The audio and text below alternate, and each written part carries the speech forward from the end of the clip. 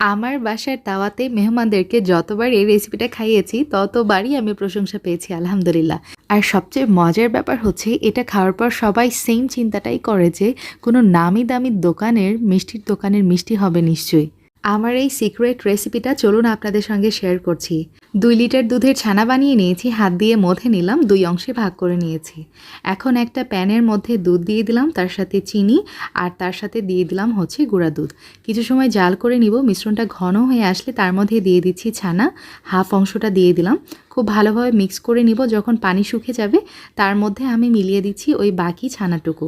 Condense milk দিয়ে দিলাম আর তার সাথে দিয়ে দিলাম কর্নফ্লাওয়ারের মিক্স। খুব ভালোভাবে নাড়াচাড়া করে নামানোর আগে একটু এলাচ গুঁড়া দিয়ে নামিয়ে নেবেন। তারপর আমি যেটা করেছি, হাতের সাহায্যে মিষ্টি আকারে শেপ দিয়ে নিয়েছি। এই মিষ্টিটা গুঁড়া দুধের মধ্যে গড়িয়ে নিলে আরও অ্যাট্রাকটিভ লাগে। So here you go my easiest way to make Pranhara মিষ্টি রেডি টু সার্ভ।